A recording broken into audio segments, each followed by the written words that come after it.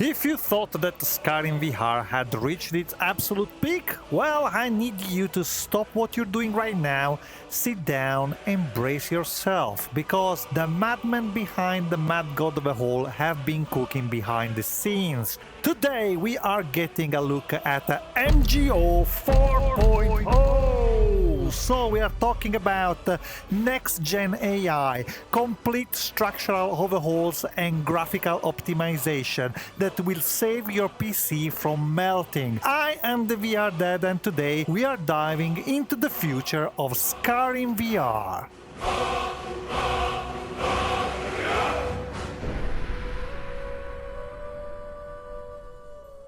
It is impossible to cover the myriad of changes that the Synergy team has made in a single video, but I will focus on the most important, and I will make more in-depth follow-ups and comparisons, so smash that subscribe button and stay tuned for more.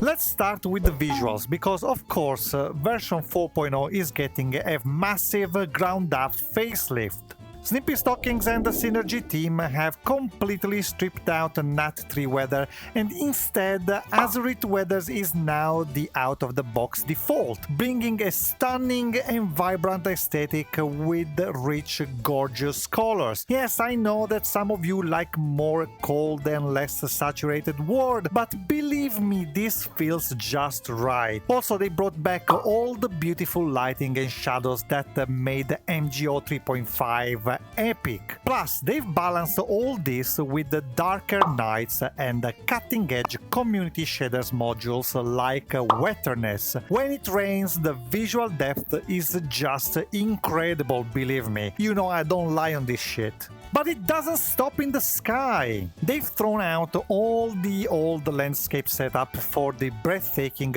Tomato Rim PBR landscape AIO 2K. I know, it's quite mouthful, but every single word fills me with joy. Because look at this fantastic landscape.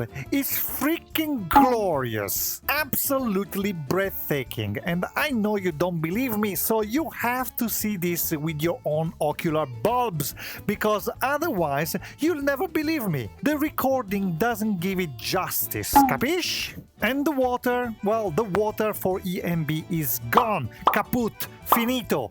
Not that it was bad before, actually I quite liked it, but now we've got the simplicity of sea, which gives us a massive boost to performance while looking completely natural. Then combine that with the wavy waterfall framework, and jagged water edges are officially a thing of the past. So they basically fixed the landscape so that the water physics mesh beautifully with the environment and the rivers feel much more alive. So now this next part blew my mind. The NPC interactivity is taking a massive leap into the future. The team has officially removed Mantella and shifted entirely to the SkyrimNet AI and OSTIMNet framework. Got a pretty full stock of potions and alchemy reagents. Do you have a potion that makes my ding-dong much bigger? I'm an apothecary, not a charlatan. I deal in legitimate remedies, not that. Hey, how do you call the bees that make milk? I call them a waste of my time. Now, if you'll excuse me, I've got patrols to prepare. I call them boobies. That's enough! I'm sorry. So this should provide a much more robust, modern system for AI-driven behaviors, dialogue, and lifelike interactions. So you're not just talking to scripts anymore, you're talking to a living world, and they actually look much better now. They have integrated Vanilla Hair Remake SMP for NPCs, and wigs paired with the HDT SMP Flex and an elite suit of 2025 skin complexions. So characters have incredible physical responsiveness and lifelike fidelity. And the best part, it does all this without tanking your performance. I can't show you the relevant not safe for work stuff here, as I am already on YouTube's naughty list for other reasons, so be aware that there are changes on OSTIM front as well, but you're gonna need to discover that yourself. All I can tell you is that it's extremely good stuff. What the fuck? Fertility mode add a menstrual cycle to the women of Skyrim. Women will be tracked automatically when encountered and optionally automatically inseminated. Enable fertility mode? I don't see why not. Women of Skyrim homecoming. All armors and weapons have been completely redone, new aesthetic, PBR texture, cube maps and whatnot. So take your time and go around and give pleasure to your eyes. Also, all the animals have been modified, and if you have arachnophobia, well, now is the time to face your fears, because spiders look more juicy than ever. Performance was always a matter of discussion in MGO, but now we can finally sit 90 FPS pretty much everywhere, thanks to OpenComposite Unleashed, which uses a sort of frame generation, but it looks way more natural than previous SSW. So don't come to me and tell me that fake frames suck before you try this teste di cazzo.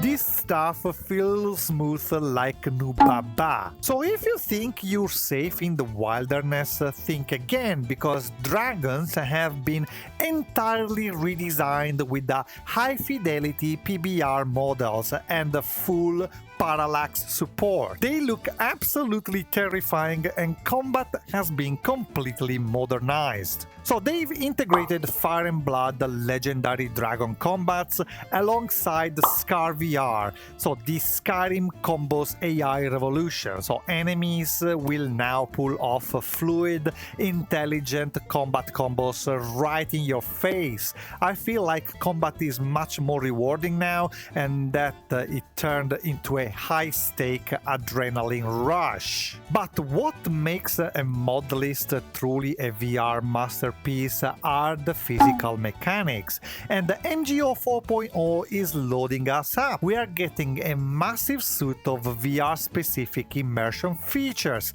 I have covered most of them in more detail in my previous videos. Now those are included as default in MGO. So we're talking about VR climbing to scale mountains or whatever the f you want, interactive activators from the legendary Shizoff, so you can manually activate levers, chains, buttons, etc. Spellbender VR to shape your magic and be bad like me at aiming, interactive instruments so you can actually play music in taverns, and immersive arrow pulling, so satisfying. They've even overhauled the fucking map, which has now 3D trees and structures, plus different icons, and I absolutely love it. Plus the main menu and the comments inventory tweaks and the UI have changed now, so even the mod organizer team has been custom built to look premium before you even launch the game. It is much clearer how to change your settings there,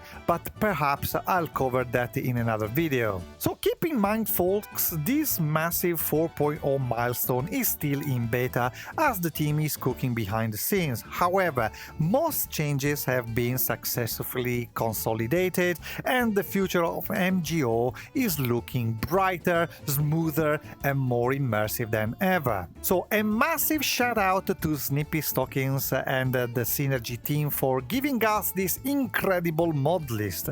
So if you want to stay updated, make sure to join their Discord and smash that subscribe button on this channel so you don't miss the full breakdowns and comparisons. And last but not least, massive shout out to my channel members. Thank you very much for your support, guys. It's really appreciated. Drop a comment below and tell me which feature you are most hyped for. Thank you very much for watching. We are dead, signing out. Ciao.